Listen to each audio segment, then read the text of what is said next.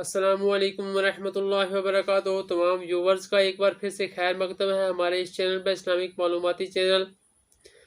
جس کی ہم 5ویں قسط لے کر کے آپ کی خدمت میں حاضر ہیں۔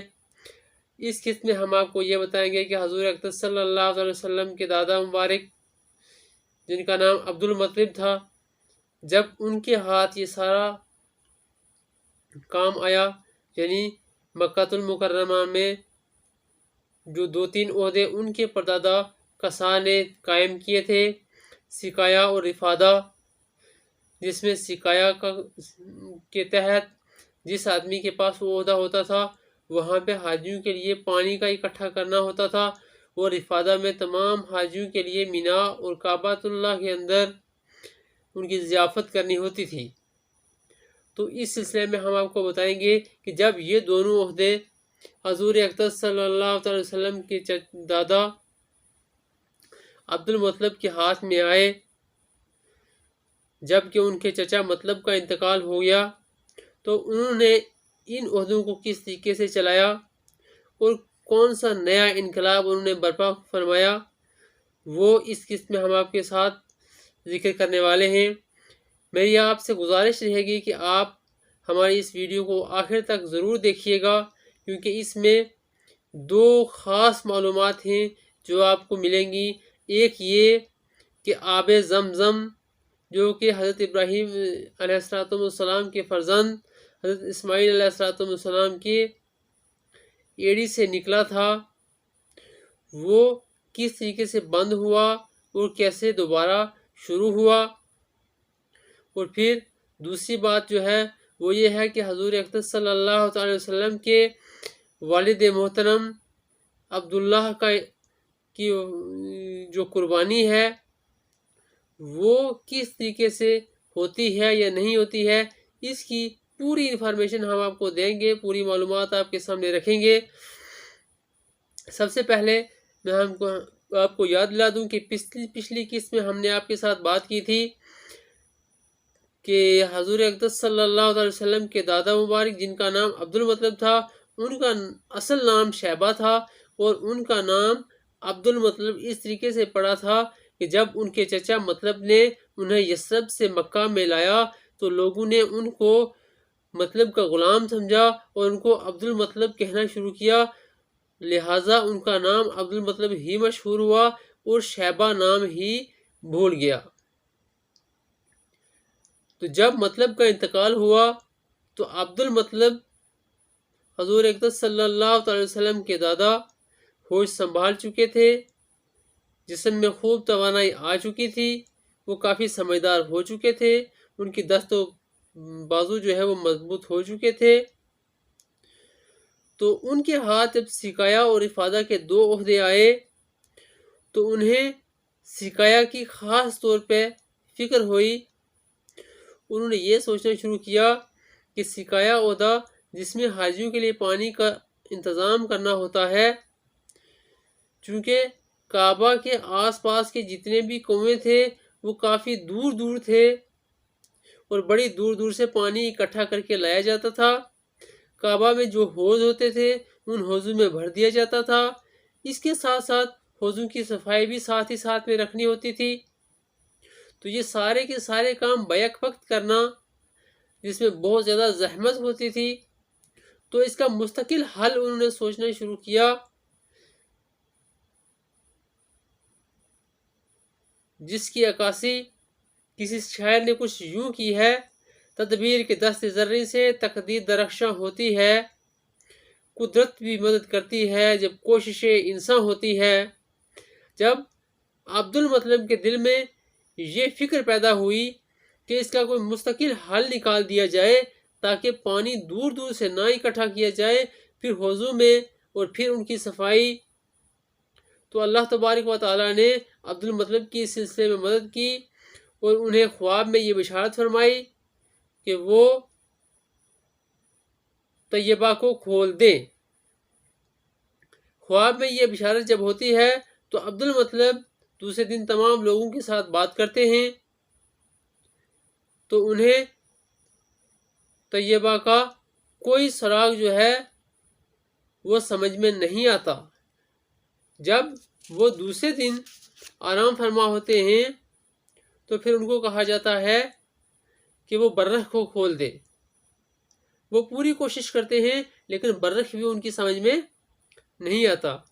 تیسری رات جب وہ سوتے ہیں تو انہیں یہ حکم ملتا ہے کہ وہ ممنوعہ کو کھول دیں۔ اب کی بار بھی انہوں نے کعبۃ اللہ کے آس پاس کے چند برگزیدہ حضرات کو اکٹھا کیا، میٹنگ بلا کر کے انہوں نے سب کے ساتھ بات کی، لیکن ممنوعہ کا بھی کوئی سمجھ نہیں چلی اور اس کو کھولنے کا کوئی سراغ جو ہے وہ نہیں مل پایا۔ اور جب اگلی رات ان کو خواب میں یہ کہا گیا کہ زمزم کو کھول دیا جائے تو پھر انہوں نے وہاں پہ پوچھ لیا کہ اگر زمزم کو کھولنا ہے تو اس کی نشانی بتا دی جائے کہ یہ کہاں پہ ہوگا۔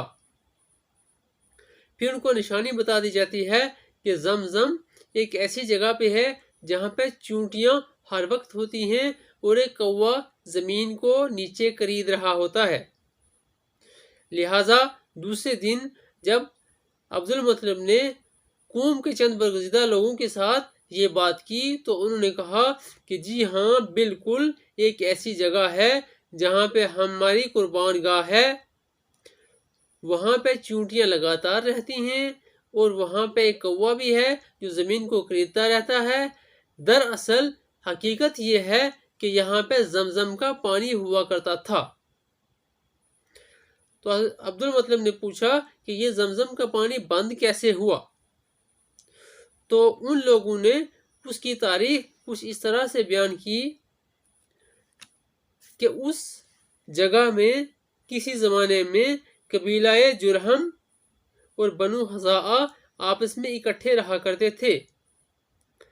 کبھی جب قبیلہ جرہم میں کچھ ایسے بگاڑ پیدا ہوئے جو بنو خزاعہ کو ناگوار گزرے تو پھر دونوں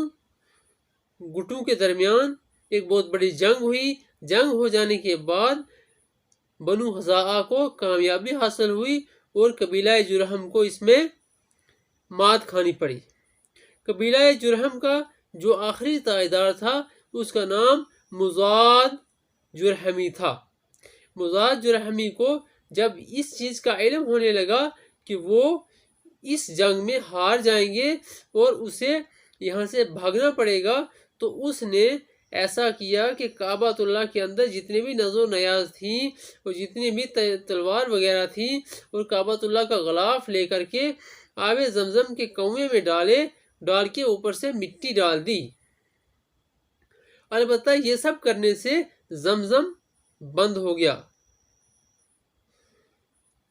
بہرحال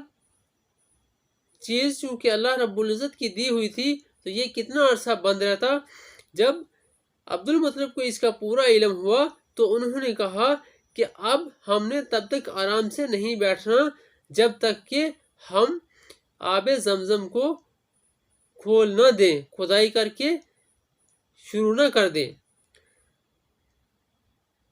قوم کے تمام لوگوں نے بارہا انہیں منع کیا لیکن انہوں نے کسی کی نہ سنی اور نہ ہی کسی نے ان کی مدد کی۔ تو تب وہ تنہا ہی اپنے بیٹے حارث کے ساتھ لے کر کے وہاں پہ زمزم کی کھدائی کرنا شروع کر دی۔ البتہ انہوں نے وہاں پہ خون پسینہ ایک کر دیا اور ایک لمبی جستجو کے بعد، لمبی جدوجہد کے بعد لاسٹ میں بالآخر ان کو تلواریں ملی۔ پھر اس کے بعد انہیں 2 سونے کے ہرن بھی ملے۔ جب انہوں نے یہ سارا سامان نکال دیا تو تلواروں سے کعبۃ اللہ کے دروازے بنا لیے گئے اور ہرنوں کو دروازوں کے دونوں اطراف میں رکھ دیا گیا تاکہ کعبۃ اللہ کی زینت بڑھ سکے بقول ان کے۔ اب اس کے بعد جب یہ سب ہوا تو زمزم کا پانی بالکل اپنی اصلی طور و طریقے سے چلنا شروع ہو گیا اور سقایا کو جو عہدہ تھا اس کا معاملہ ہمیشہ ہمیشہ کے لیے حل ہو گیا۔ جو آج بھی کعبۃ اللہ کے اندر زمزم کا پانی بالکل آرام سے چل رہا ہے اور آج تک کسی نے یہ شکایت نہیں کی کہ اس سال بہت زیادہ گرمی ہونے کی وجہ سے زمزم کا پانی کم آیا ہے یا بہت زیادہ بارش ہونے کی وجہ سے زمزم کا پانی زیادہ آیا ہے۔ یہ اپنے تئیں اپنے حساب سے جو رب العالمین نے مقرر کیا ہے اس حساب سے لگاتار چلا آ رہا ہے۔ یہاں پہ آپ کو ایک اور خاص بات، چونکہ آپ کو پتہ بھی ہوگی لیکن میں یہاں پہ بتانا چاہوں گا کہ آب زمزم جو ہے اس کو کھڑا ہو کر کے قبلہ رخ ہو کر کے پینا سنت مائی حاجرہ ہے۔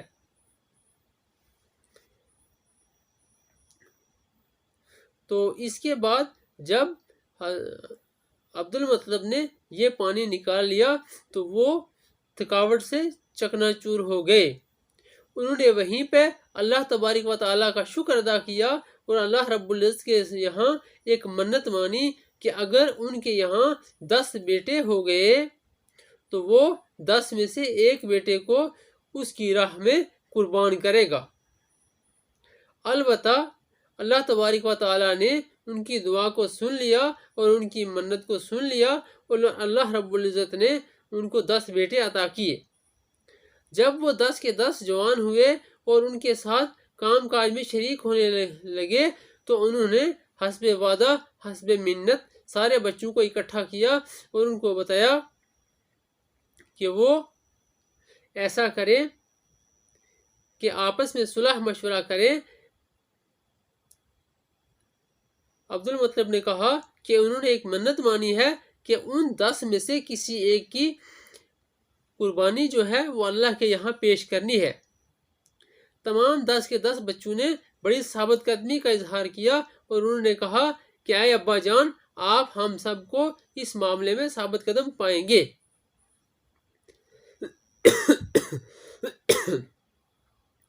اور آپ ہم میں سے جس کا بھی انتخاب کریں گے وہ اس کام کے لیے ضرور بالضرور تیار ہوگا۔ تو جب اس سب کا آپس میں صلح مشورہ ہو گیا تو پھر عبد المطلب نے ان سب کو کہا کہ وہ جائیں اور سب الگ الگ تیروں پہ اپنے اپنے نام لکھ کے لے آئیں۔ باپ نے کلیجے پہ پتھر رکھ کر کے ان سب کو ہدایت کی اور کہا کہ جلد از جلد یہ کام سر انجام دیں۔ جب بیٹے سب کے سب اپنا نام تیروں کے اوپر لکھ کر لے آئے تو عبد المطلب ان تیروں کو ساتھ لے کر کے کعبۃ اللہ چلے آئے اور وہاں پہ فال نکالنے کے لیے راہب کے پاس پہنچے۔ تو راہب اس زمانے میں اپنے ہی انداز سے ان تیروں کو، جو حبل بت تھا، اس کو مہاراجہ حبل کہا جاتا تھا، اس کے ارد گرد اپنے ہی انداز میں گھماتا تھا اور جس تیر کا منہ حبل بت کی طرف ہو جاتا اس کا مطلب یہ ہوتا تھا کہ اس شخص کی قربانی حبل دیوتا نے قبول کر لی ہے، جس کا نام اس تیر پر ہے جس تیر کا منہ حبل دیوتا کی طرف ہے۔ جب 10 کے 10 تیر راہب نے اپنے ہی انداز سے گھمائے تو دیکھا کہ ان میں سے اس تیر کا منہ حبل دیوتا کی طرف ہے جس کے اوپر عبداللہ لکھا ہوا ہے۔ عبداللہ عبد المطلب کے بیٹوں میں سے سب سے چھوٹے بیٹے تھے اور ان کے سب سے زیادہ چچیرے بیٹے بھی تھے۔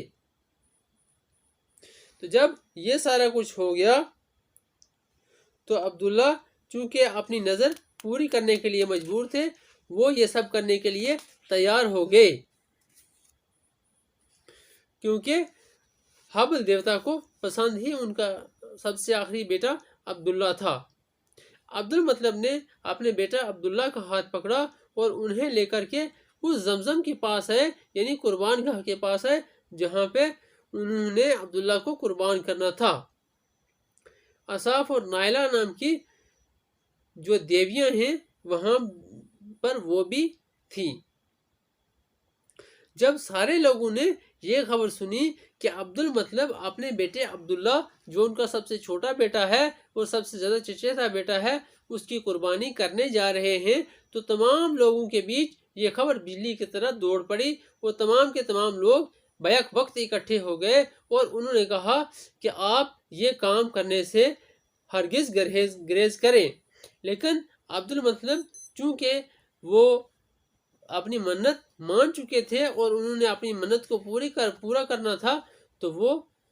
عجیب سی کشمکش میں پڑ گئے اور انہوں نے لوگوں سے کہا کہ مجھے اپنی نظر جو ہے وہ کسی بھی صورت میں پوری کرنی ہے، البتہ اگر آپ لوگوں کے پاس کوئی ایسا سسٹم ہے، کوئی ایسا طریقہ ہے کہ آپ اس کے بدلے میں فدیہ دینے کا کوئی معاملہ نکالتے ہیں تو آپ اس کا وہ معاملہ نکالیں. البتہ تمام لوگوں نے آپس میں باتیں کی اور باتیں کرنے کے بعد تمام لوگ جو ہیں وہ بڑے عجیب سی سسٹم میں، بڑے عجیب سی پریشانی میں گم ہو گئے. البتہ کسی ایک نے یہ مشورہ دیا کہ یثرب کے اطراف میں کوئی ایسی نجومی عورت ہے جو ایسی بڑی بڑی گتھیاں سلجھانے میں ماہر ہے. تو جب اس نے بات کی تو تمام کے تمام کی دھڑکنیں جو ہیں وہ تیز ہو گئی اور انہوں نے کہا کہ واہ جی واہ، جیسے ہمارا مسئلہ حل ہو گیا. ایک بہت بڑا وفد جو ہے وہ مکہ المکرمہ سے یثرب کی طرف روانہ ہوا اور اس عورت کے پاس پہنچے. جب اس عورت کو اس پوری کہانی کا حال سنایا تو عورت نے کہا کہ اگر آپ لوگوں کو کوئی غلام آزاد کروانا ہو یا کسی مجرم کی جان بچانی ہو تو آپ کتنا فدیہ دیتے ہیں؟ تو لوگوں نے کہا کہ اس کا فدیہ ہم نے 10 اونٹ رکھی ہے. تمام کے تمام نے بیک وقت کہا،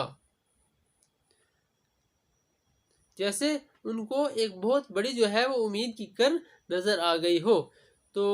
جب انہوں نے کہا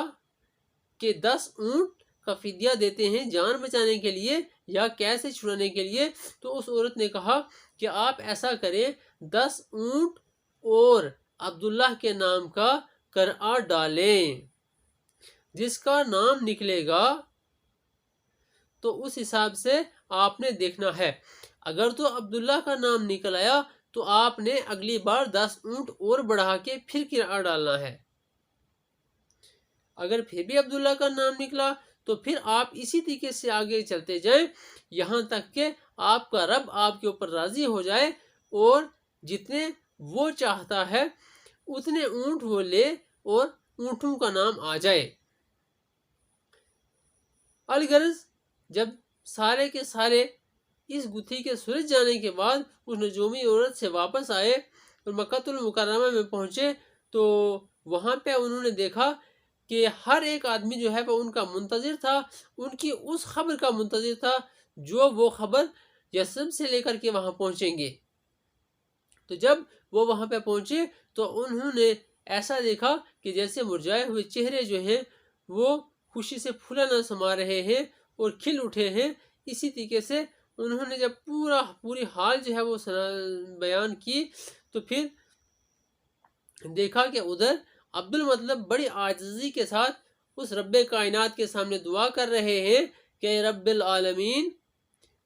تو جس رب نے مجھے یہ بیٹا عطا کیا ہے اس کا فدیہ قبول کر لے اور میرے بیٹے کو بچا لے. رب چونکہ رب العالمین ہے، وہ اپنی ہر بات پہ خود قادر ہے، اپنا ہر کام جو ہے اس نے اپنے ہاتھ میں رکھا ہے. اس نے عبداللہ کو بچانا تھا اور بچا کر کے پیارے نبی اقدس صلی اللہ علیہ وسلم کو انہی کے آل سے پیدا کرنا تھا. تو اس کے لیے جب اللہ رب العزت نے یہ ان کا انتخاب کر ہی لیا تھا تو پھر بھلا وہ کیوں نہ اس کی بہت زیادہ قیمت لگاتے. بہرحال اللہ رب العزت نے کی بارگاہ میں جب قرعہ ڈالا جاتا ہے 10 اونٹ اور عبداللہ کا، تو عبداللہ کے نام کا قرعہ نکل آتا ہے. اگلی بار 20 اونٹ اور عبداللہ کا قرعہ ڈالا جاتا ہے، پھر عبداللہ کے نام کا قرعہ آتا ہے. پھر 30 اونٹ اور عبداللہ کے نام کا قرعہ ڈالا جاتا ہے تو پھر عبداللہ کے نام. اسی طریقے سے 40 50 60 70 80 90 اور 100 اونٹ اور عبداللہ کا قرآ جب ڈالا تو تب قرآ اونٹوں کے نام نکل آیا۔ جو ہی قرآ اونٹوں کے نام نکلا تو تمام محفل میں خوشی کی ایک لہر سی دوڑ گئی، جس کا عبد المطلب پہ اتنا گہرا اثر جو ہے وہ نہیں ہوا۔ کیوں کہ عبد المطلب چونکہ اپنی نظر مان چکے تھے، اور اب جب لوگوں نے یہ سب کہا تو انہوں نے کہا کہ میں ایک بار پھر خود قرآ ڈالوں گا، پھر دیکھیں گے کیا ہوتا ہے۔ تو عبد المطلب نے تسکین دل کے لیے ایک بار پھر قرآ ڈالا تو قرآ جو ہے وہ 100 اونٹوں کے نام کا نکلا۔ البتہ یہ 100 اونٹ جو ہیں وہاں پہ ذبح کر کے چھوڑ دیے گئے تاکہ کوئی بھی انسان جو ہے وہ ان سے فائدہ اٹھا سکے۔ قربان گاہ میں جب 100 اونٹ قربان کر دیے گئے تو عبداللہ کی جان بچ گئی۔ تو یہ عبداللہ رضی اللہ تعالیٰ عنہ کون ہیں؟ یہ پیارے آقا صلی اللہ علیہ وسلم کے والد محترم ہیں، اور عبد المطلب یہ حضور اقدس صلی اللہ علیہ وسلم کے دادا ہیں، جنہوں نے اللہ رب العزت کی دی ہوئی اپنی بیش بہا حکمت عملی سے آب زمزم کو دوبارہ سے کھولا، اور یہ ساری امت کے لیے، تمام دنیا کے لیے فیضان کا